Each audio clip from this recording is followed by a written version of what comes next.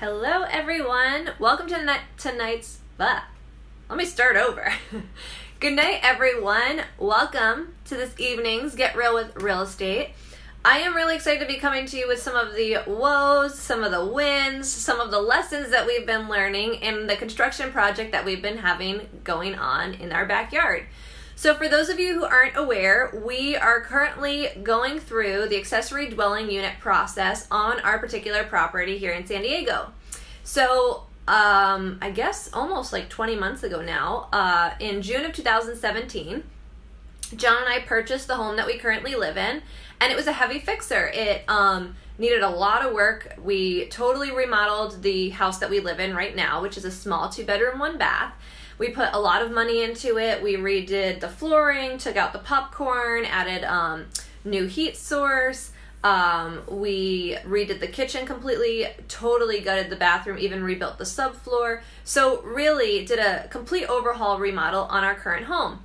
And one of the things that was most attractive to us about this property was that there was an empty room in the back, rumored to have been used as a rental, a grow room in the past, like seems to have had multiple purposes, but just under 500 square feet, a whole room totally empty. The only thing in there was drywall. So me, being the real estate agent and investor, I was like, this is a golden opportunity for the accessory dwelling unit law here in San Diego.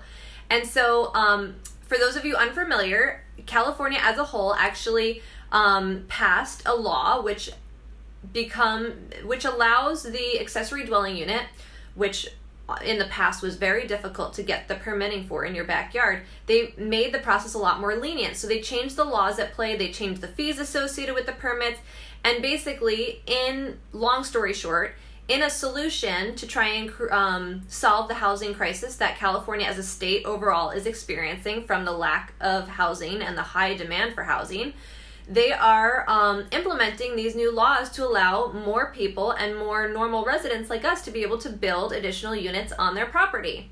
So when we moved into this property, that was part of our plan. We had phase 1, which was this unit, and then phase 2, which is turning the back room, the bonus room, into a 2-bedroom, 1-bath, just under 500 square feet unit. So it's gonna be small, but we're really excited about it. So that's the background. Now you guys are up to speed. That being said, we started the process out there last January. So we are now roughly 13 months into our process.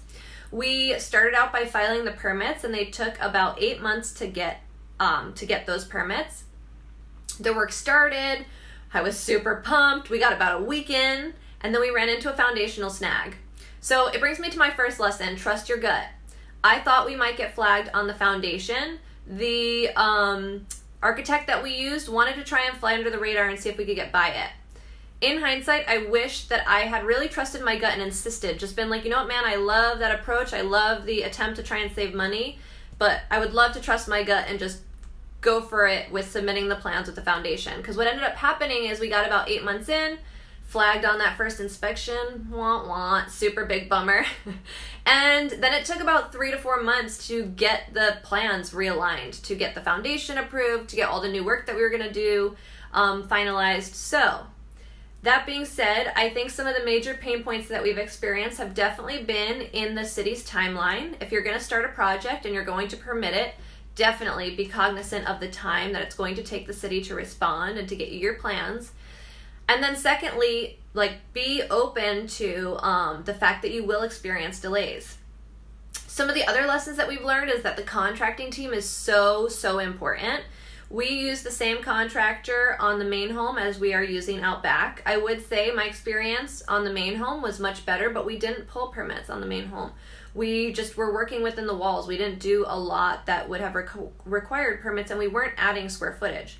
But now that we're adding square footage on that back unit, we absolutely are pulling permits. We're doing everything by the book, and we really want it to be an exceptional product when it's all said and done. So we are excited to accommodate the city and obviously jump through those hoops and do all the things that we get to do. But I just wish that I had a little bit of a better mentality around the time period. I'm feeling behind schedule, even though this project was supposed to be complete back in October. So, all in all, fantastic lessons to be learned. For those of you who are thinking of potentially building out a granny flat or an accessory dwelling unit, they're the same thing, just different name, on their property, I encourage you to look into it. The San Diego City actually just recently is working on passing an additional part of the law which would actually eliminate costs associated with the permitting process. Traditionally, like 2 years ago, this process was very expensive. Right now, the process is discounted. It's a little bit less by about $8,000, but permits are still pretty expensive. They cost us a pretty penny still. But it would be really interesting to see, you know, what ends up happening over these next couple of months. So I'm really excited. The projects, they are cranking. It's been a little stressful, but like any construction project, you want to make sure you've got a great crew. You want to make sure you have a good understanding of your timeline and make sure that you've got a budget that works with that timeline. Because I would say that we took a hard money loan out for our project. The hard money loan payment started January 1st, and our project's not done yet. So thankfully, we are in a position where we can pay back our loan.